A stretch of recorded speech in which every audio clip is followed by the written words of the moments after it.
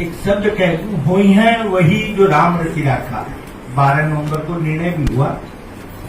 सारी चीजें जो हम देख रहे हैं, घटनाक्रम सब एक ऐसी चल रही है कि जब विश्व में पॉल्यूशन फ्री विश्व बनाने की बात उठी, दिल्ली में पॉल्यूशन अति उच्चांक पर है, तो हम वायु के लिए लड़ रहे हैं। जहां 10 रुपए, 2 रुपए, 1 रुपए में ऑक्सीजन भी बिकता है दिल्ली में, टीवी पे देखा होगा। क्या सीखा हमने? वी नीड वायु, और वायु को थोड़ा उल्टा कर दो आप, you will feel you are there. Everybody want change in their life. हर आदमी को चाहिए चेंज अपनी लाइफ में, परिवर्तन चाहता है, और वही होगा 70-80 साल, 400 साल, 2000 साल से चला हुआ हमारी समस्या का निदान हुआ।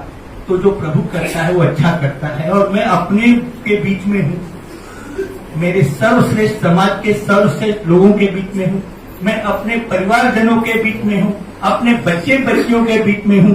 बहुत बड़ा संदेश जा रहा है कि हम अब जागरूक हैं, अब हम अहंकार मुक्त हैं, अब हम सबको एक नजर से देखते हैं कि सब मेरा परिवार है, कोई छोटा और बड़ा नहीं, कोई क्रीम लेयर और कोई छोटा लेयर नहीं। यहाँ पर मैं देखा ना, बच्चे बच्चियों में किसी में हीन भावना नहीं थी। एक एक के उद्गार हमारे रोंगटे खड़े कर रहे थे। कहीं कोई बहस पे बोल रहा था, कोई परिवार के, ये उद्गार निकलने का मौका भी बहुत अच्छा हमारी युवा पीढ़ी ने दिया, प्राणवायु ने दिया। जब विश्व बदल रहा है, भारत नव निर्माण हो रहा है, तो हमारे समाज का नव निर्माण का पूरा श्रेय आज इसी TSY के ऊपर जा रहा है, फाउंडेशन पे। ये समाज को आज प्रगति की दिशा में ले गया। मैं तो श्रीवास्तव समाज के पंचायत सम्मेलन धूमड़मल वहां होता है, आप उसके करीब के नगर सेवक रहे हैं, अक्सर हर साल होता है। उनका करने का स्टाइल, फिर अग्रवाल समाज का तो वहां हर तीसरे महीने होता है, उनके करने का स्टाइल। शायद भारत के 25-50 जगह 1000-2000 बच्चे बच्चियां जमा होते हैं। भोपाल के लोग आए हैं, भोपाल में तो भगवान दादा बहुत प्रोग्राम करते हैं, कोई भोपाल का फैमिली है यहाँ। कोटा में भी होता है, गुंदालिया जी है, वहां पर भी होता है। ये मेरा भ्रमण का लाइफ है, मैंने देखा।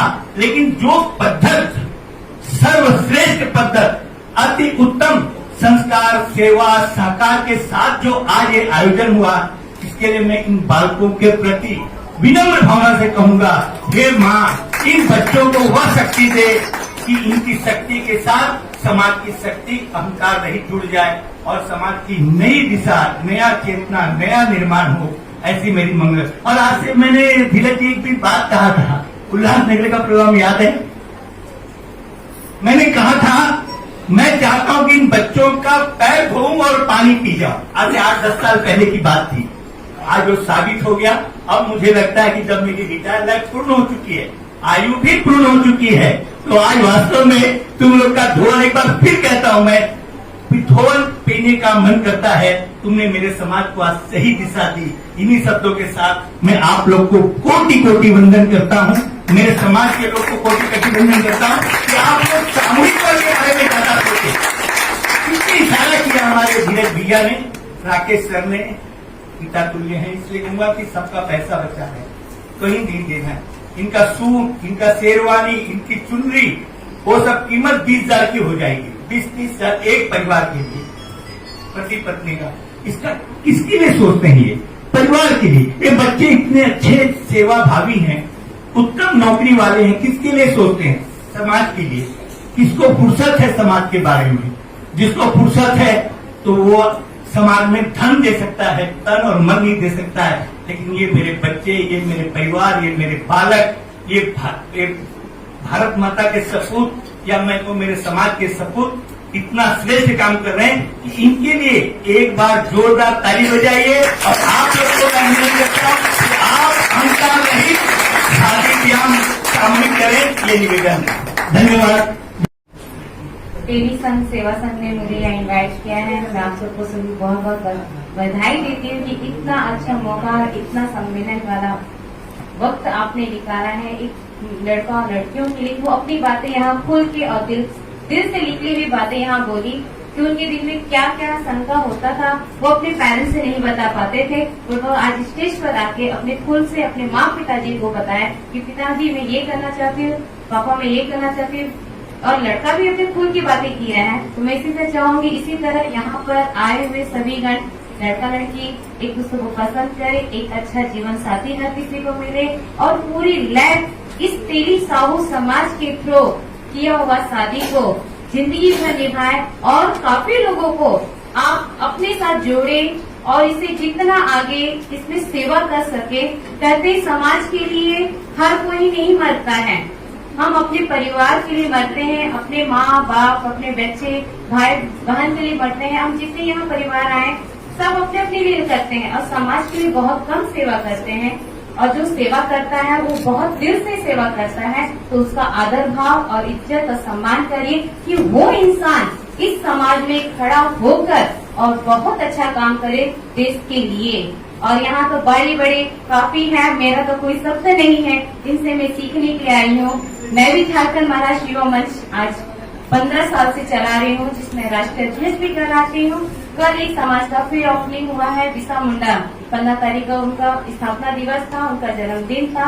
उस जगह पे भी मुझे इतना मान और सम्मान मिला कि मैं चाहती हूँ कि इसी तरह हमारी महिला, हमारे युवक आगे बढ़े, देश की सेवा करे। परिवार सब चला पाता है पर समाज के लिए हर कोई नहीं मरता, हर कोई मिलकर आए, समाज के लिए कुर्बान हो जाए। धन्यवाद। तेली समाज युवा फाउंडेशन द्वारा आयोजित आज के इस युवक युद्ध परिचय सम्मेलन में उपस्थित हमारे समाज के कहूँ तो विश्व पितामह आदरणीय श्री लालजी गुप्ता जी, समर जी, मैं ज्यादा समय नहीं, मंच पे सभी उपस्थित हमारे सौजातीय बंधु, पदाधिकारी और आज के हमारे इस युवा कार्यकर्ता जिन्होंने मेरा समाज के उत्थान के लिए उठाया हुआ है।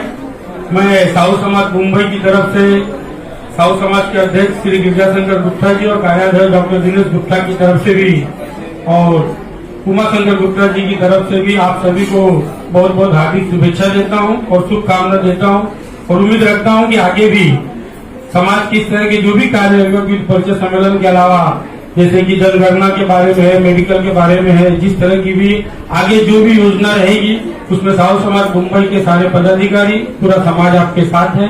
मैं आपसे यही निवेदन करूंगा कि ज्यादा से ज्यादा आप इसमें जो सौजातीय भाई और बंधु यहाँ आए हुए हैं, मैं सभी से निवेदन करूंगा कि ज्यादा से ज्यादा बच्चों को इस वर्ष परिचय में लाने की कोशिश करें, क्योंकि बच्चियां तो आ जाती है लेकिन लड़के नहीं आते। शायद कहीं न कहीं अभी भी उसमें कुछ कमी हो रही है। पुराना समय गया, समय बदल रहा है, उस समय के हिसाब से भी आप लोग थोड़ा ज्यादा से ज्यादा हो ले।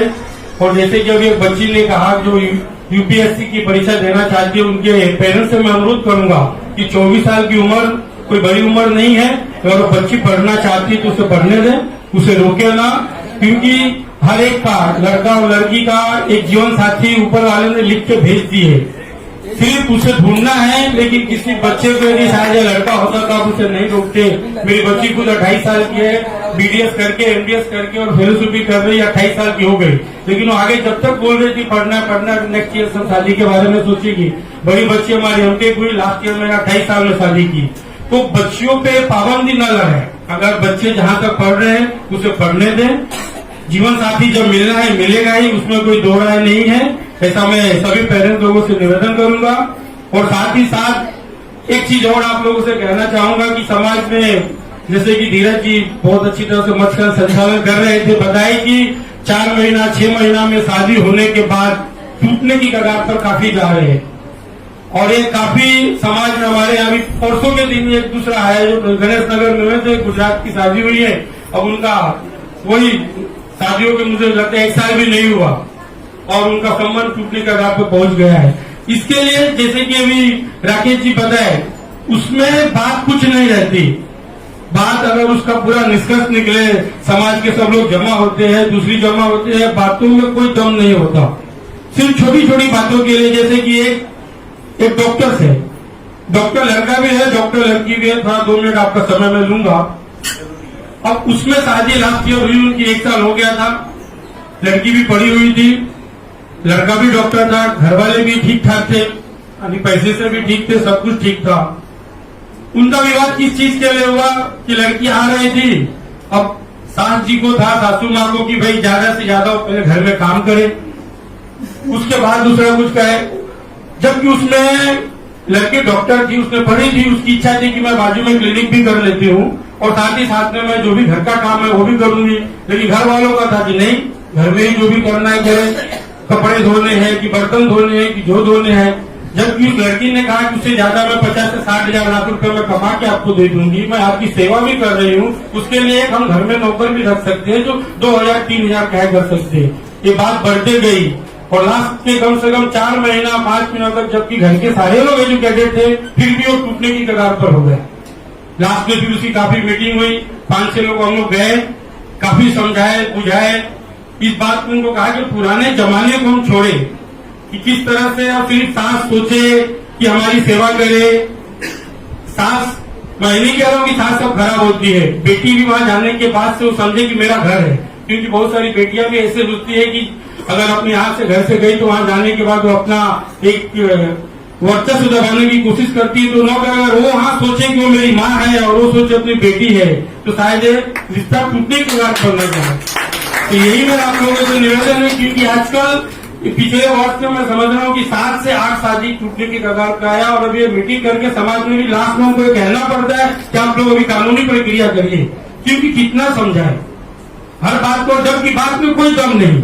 किसी चीज के बाद में पूरी गहराई पे जब दोनों अपनी भड़ास निकाल लेते हैं, उसके बाद दोनों का गुस्सा शांत हो जाता है और उसके बाद सब वो रिश्ता फिर से हो जाता है। इसलिए मैं चाहूंगा कि सारे घर के पेरेंट्स भी जो हो, माता पिता हो, बच्चियां हो, अगर वो बच्ची जाती है वहां शादी करके तो वो भी अपना घर समझे। अगर अपना घर समझेगी तो शायद मुझे लग रहा है कि जिस तरह से अपनी बेटी को छूट देते उसी तरह बहू को छूट देते तो शायद विवाद ही न होगा। इस चीज को थोड़ा सा आप लोग ध्यान में लेंगे और ज्यादा से ज्यादा इस तरह के कार्यक्रमों में आप लोग सहभागी हुए। और एक बार से फिर मैं तेली युवा समाज फाउंडेशन के सभी महेंद्र जी, संतोष जी, धीरज जी, प्रदीप जी, हर एक को मैं हार्दिक शुभेच्छा देता हूं और बहुत बहुत उनका अभिनंदन करता हूं। जय हिंद, जय तेली समाज।